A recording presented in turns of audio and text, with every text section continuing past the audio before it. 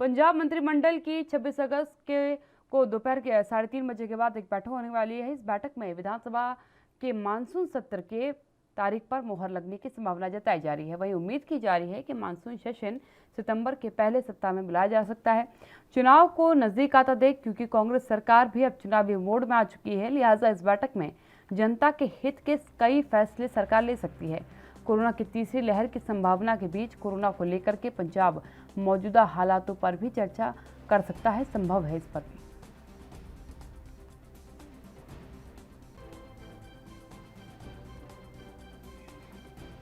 आपको बता दें कि पंजाब मंत्रिमंडल की आज बैठक होने वाली है।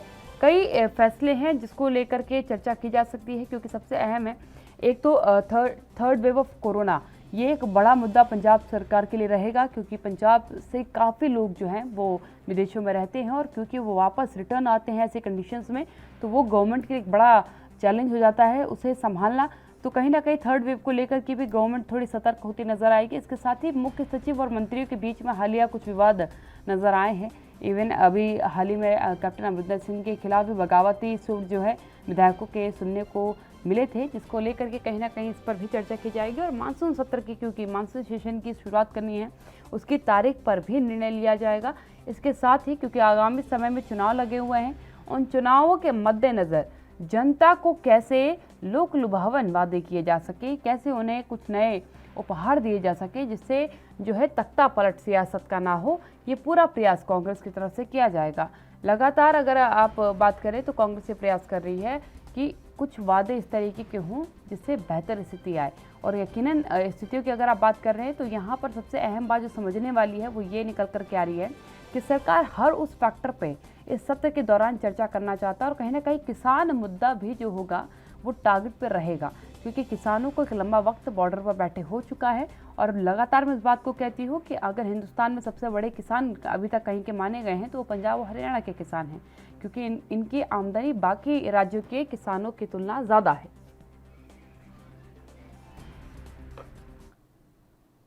कुलवीर दीवान मेरे साथ लाइव जुड़ चुके हैं चंडीगढ़ से, उनसे इस खबर पर चर्चा कर लेते हैं। कुलवीर, आज मंत्रिमंडल की बैठक होने वाली है, बैठक में किन किन मुद्दों पर चर्चा हो सकती है? क्योंकि मानसून सत्र के तारीख का ऐलान तो हो ही सकता है, उस पर निर्णय हो ही सकता है, और क्या कुछ मुद्दे होंगे? देखिए बिल्कुल सबसे अहम जो है वो मानसून सेशन की तारीख को लेकर संभावना जताई जा रही है, क्योंकि ये उम्मीद की जा रही है कि सितंबर के पहले सप्ताह में पंजाब का मानसून सेशन जो है वो बुलाया जा सकता है। इसके अलावा क्योंकि पंजाब जो है वो चुनाव की तरफ बढ़ रहा है और कांग्रेस चाहेगी कि सत्ता में एक बार फिर से वापसी जो है वो की जाए, लेकिन कांग्रेस के अपने ही लोग जो हैं वो लगातार ये सरकार पर अपनी ही सरकार पर इस तरह के सवाल दागते रहते हैं कि जो वादे थे जनता के साथ वो पूरे नहीं किए गए। यानी कहीं न कहीं अब सरकार जो है खासतौर पर मुख्यमंत्री कैप्टन अमरिंदर सिंह, जिनको अपने घर में ही एक चैलेंज मिल रहा है, क्योंकि पिछले दिनों आपने देखा कि 2 दिनों से जो कवायद जारी है पंजाब कांग्रेस में आपसी, वो कहीं न कहीं तख्ता पलट की ओर इशारा करती है। हालाँकि इस तरह की संभावना जो है फिलहाल नहीं बन रही, लेकिन एक कोशिश जो है वो ज़रूर की गई है। तो ऐसे में मुख्यमंत्री कैप्टन अमरिंदर सिंह के सामने एक और भी बड़ी चुनौती जो है वो अपने ही घर से खड़ी हो गई है। तो ऐसे में सरकार भी अब चाहेगी कि ज़्यादा से ज़्यादा लोक लुभावन जो फैसले हैं वो लिए जाएँ, ताकि कम से कम जनता को अपने हक में जो है वो किया जा सके।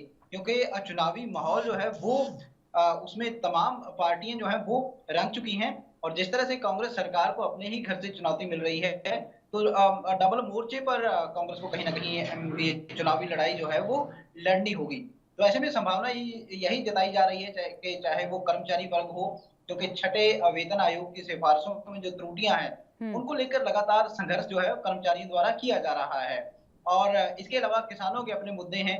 हालांकि गन्ने का जो समर्थन मूल्य है उसमें काफी ज्यादा एक ये कहें कि ऐतिहासिक बढ़ोतरी की है पंजाब सरकार ने, लेकिन उसके बावजूद भी किसानों की अपनी कई मांगे हैं, और किसानों को खुश करने के लिए कई अपनी तरफ से भी सरकार जो है वो कई तरह के अब आने वाले समय में प्रयास कर सकती है। इसी तरह से चाहे वो एससी वर्ग हो या फिर हिंदू, खास तौर पर हिंदू जो वोटर है पंजाब का, करीब 38% से ज्यादा हिंदू वोटर पंजाब में है। लिहाजा कांग्रेस पर ये आरोप जो है कांग्रेस के अपने ही घर से लग रहा है कि हिंदुओं की अनदेखी की गई है। हालांकि राजपुरा से लेकर अमृतसर तक की जो बेल्ट है वहां पर यदि देखा जाए 2017 की चुनाव में वो वोट बैंक जो है हिंदू का, वो पूरी तरह से कांग्रेस की तरफ खिसका था। यानी कहीं ना कहीं वोट जो है वो जरूर लिया गया था, लेकिन अपने ही लोग यदि सरकार पर ये आरोप लगा रहे हैं कि हिंदू वर्ग की जो है वो अनदेखी की गई है सरकार की, तो आने वाले समय में या रहते कार्यकाल में सरकार जो है वो जरूर इसकी तरफ सोचेगी।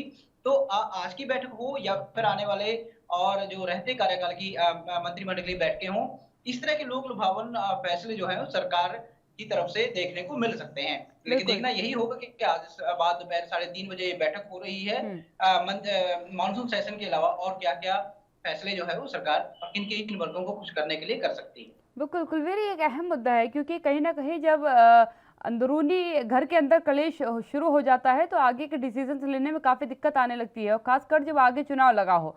और बखूबी जो है कांग्रेस जानती है कि अगर उसने अंदरूनी कलह को समाप्त नहीं किया तो आगे के निर्णय उसके लिए कठिन हो जाएंगे। अगर मैं लोक लुभावन वादों की बात करूं, क्योंकि अभी जैसे ही क्योंकि आगाज़ होगा, इलेक्शंस का आगाज़ होने वाला है, तो उसके मद्देनज़र कहीं ना कहीं उन वादों को किया जाएगा जिनको आम जनता प्राथमिकता तो स्वीकार कर ले। क्या लगता है आपको उनमें क्या वादे होंगे? क्योंकि जिस तरीके से किसानों का आंदोलन देखने को मिला और किसानों के आंदोलन की मांग को सरकार ने पूरा किया और ऐतिहासिक फैसले के साथ पूरा किया। इस समय पंजाब सरकार ने जो गन्ने का मूल्य वो दे रही है वो सबसे हाईएस्ट रेट है। ये ऐलान कहीं ना कहीं बताता है कि इस समय गवर्नमेंट कुछ भी दे सकती है, बशर्ते सरकार वापस उसकी बननी चाहिए। देखिए बिल्कुल, कहीं न कहीं ये पंजाब की ही कहानी नहीं है। जिस भी राज्य में चुनाव आते हैं, उस राज्य की सरकार जो है सत्ता में एक बार फिर से मुड़ के वापसी करना चाहती है और वापसी करने की कवायद में कहीं न कहीं इस तरह के फैसले लेती है। चाहे वो पंजाब की बात करें या और राज्यों की बात करें, बिल्कुल। इस तरह के फैसले जो हैं चुनावी मौसम में सरकारों द्वारा किए जाते हैं। इस तरह के फैसले जो हैं वो लिए जाते हैं। लेकिन जैसे मैंने बताया कि पंजाब में किसान वर्ग है, हिंदू वर्ग है, दलित वर्ग है और महिलाओं को खुश करने के लिए, क्योंकि आधी आबादी जो है वो महिलाओं को गिना जाता है, उनको खुश करने के लिए जो है वो सरकार आने वाले समय में वादे कर सकती है। लेकिन क्या-क्या किस तरह से अब तमाम वर्गों को इकट्ठा साथ लेकर कांग्रेस जो है एक बार फिर विश्वास जीतने की किस तरह से कोशिश कर सकती है, ये देखना होगा। लेकिन इतना ज़रूर कहा जा सकता है कि इस वक़्त मुख्यमंत्री कैप्टन अमरिंदर सिंह के सामने डबल चुनौती इसलिए भी है कि अपनी कुर्सी बचा कर रखना अपने घर में और साथ ही सत्ता में एक बार फिर से कांग्रेस की वापसी कराना। ये बड़ी जिम्मेवारी जो है वो मुख्यमंत्री कैप्टन अमरिंदर सिंह के सामने फिलहाल है। कितना सफल हो पाएंगे ये देखने वाली बात होगी। लेकिन इतना जरूर है कि सरकार की कोशिशें या मुख्यमंत्री कैप्टन अमरिंदर सिंह की कोशिशें जारी हैं।